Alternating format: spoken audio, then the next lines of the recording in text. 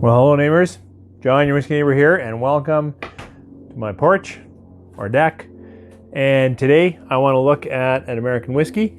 This is a Tennessee whiskey. This is Jack Daniel's, which another crazy famous whiskey, but it's a unique expression, slightly different than their regular number 7. This is from the Master Distillers, and this is number 2. This is the one to celebrate Jess Motlow.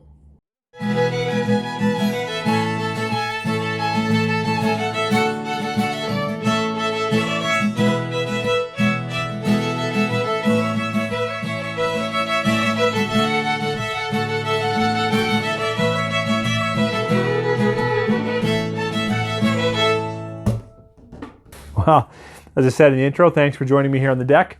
Weather has finally turned in spring to be able to certainly sit out here, and maybe one day I'll figure out how to shoot just out in the grass a little bit. But in spring, certainly through summer, I tend to, not universally, but I tend to shift more into American whiskey, bourbon, or Canadian, and move away a little bit from Scotch. That's not universally so, but Scotch certainly is my fall, winter go-to. Today, Jack Daniel's. I mean, it really doesn't get any more recognizable than Jack Daniel's. This, as I said in the intro, is slightly different, right? This is to recognize that there's been, I think, 7 master distillers since the distillery opened. And this is the second master distiller, and actually served for a fair amount of time. 1911 to 1940 something. Yeah, 1911 to 1941. And, Jess Motlow, he had to carry the distillery through Prohibition, and I'm not actually sure how they did that. Some distilleries were able to continue in sort of a medicinal role. Some distilleries distilled other products, not drinking alcohols. And when I went to their site to try to dig around, like how did Jack actually live through? It talks about Jess keeping the process alive, understanding how it should taste, and bringing it back or rebuilding it after Prohibition. So it almost sounded to me, the way the website was framing it, that they actually shut right down, but I'm not 100% on that.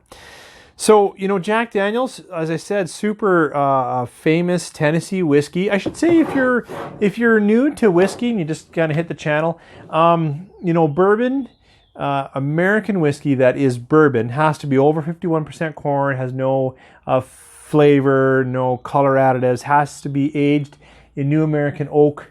I always confuse straight versus just bourbon. All of that. And then there's a proof level. Can't be higher than a certain proof off the still. I should look those up. I mean, I should know them. But certainly, the 51% corn, aged in America, new charred oak, that kind of stuff is something that characterizes bourbon. And this Tennessee whiskey meets all of that, all of those markers. But it is a Tennessee whiskey, proud to be from Tennessee. I think that's probably the main reason why they list it that way. But also, Jack Daniel's from Lynchburg, they use, I think it's often called a Lincoln County process. But it is certainly distinct to Jack Daniel's, where they create their own maplewood charcoal, and then they chip it up and they put it in these big tubs or vats, and then they let gravity take their new unaged whiskey. I think their website said it comes off the still at about 140 proof or 70%. So it's not too high. And then they put it in these vats and they just let gravity let it drip through, and it takes somewhere between 3 and 5 days. And that is absolutely a highlight, right? They talk about their water that they use, and the mash bill for Jack Daniel's. 80% corn, barley, 80% corn, 12% barley, and that would leave 8% for rye. I think I'm right. I'll add it down below.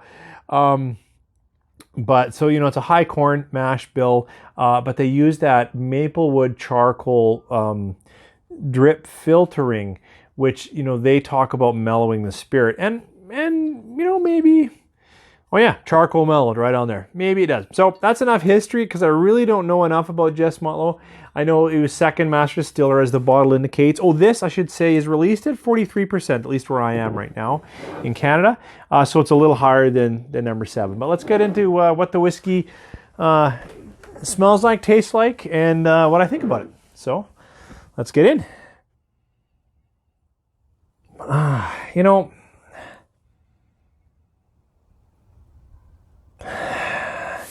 this nose at first, I have to say, is a little bit characterized by thin or light alcohol. So that's, I've heard it described a variety of ways. It's not quite marker, that's too powerful, but just that thin and light and upfront alcohol bloom really does hit me right away. But you stick around, you let it open up. I get vanillas, caramel, wood, oak.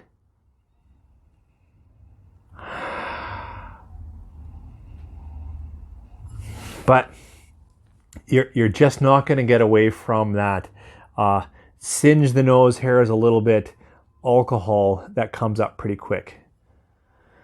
If there's a fruit on here, it's a sweet or really ripe fruit.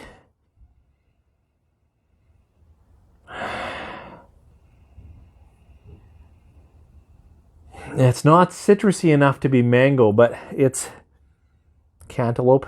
Maybe that's too melony. Oh, and there I got a little cinnamon, little spice. Not what I normally get up front. But that's working pretty hard. I think you pour a glass of this and you go, oh, wonder what that is? You're going to go alcohol, oak, candy, and maybe banana. I wasn't going to say that, but just about everybody says that.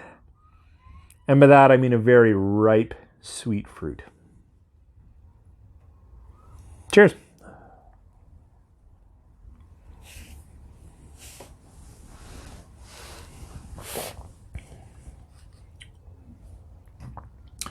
Actually, I like the palate on this one. It's it begins as charcoal mellow. Maybe that mellow word is now in my head, but it actually isn't incredibly aggressive. It lets you taste what's going on, and what's going on now is oak, and a sweetness from fruit, and smoke, and I get a nut quality to it, whether that's a cashew or a peanut. Definitely a nut quality to the oak and the wood and the char that I'm tasting, but pretty quickly it moves from that kind of, yeah. It's not that bad. I have to say I'm not Jack's hugest fan. So number 7 is not a bottle that I'm pursuing, even to make cocktails or mix with cola or whatever. I'm just not enough of a fan. The alcohol is in your face. This is a better release than number 7.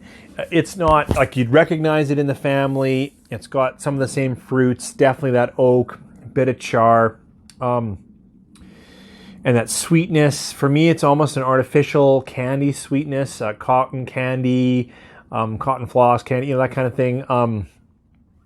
But the oak for me in here feels a little more genuine. I don't know how else to explain that. It tastes like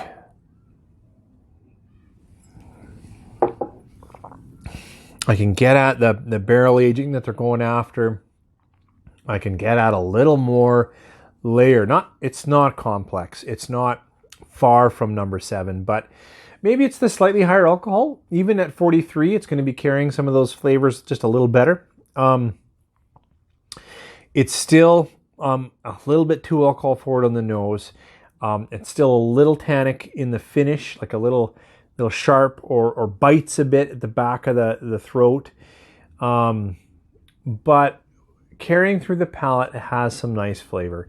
and I certainly can enjoy it for a quick and easy drink. And really for a kind of a special release, this one has a limited bottle number on the back right here. In my area, I don't know why you wouldn't try it if you like Jack Daniels. I don't think it's sold well because I ended up picking this up for less than the regular bottle of Jack. It was on sale and then it was on discount and I don't know what.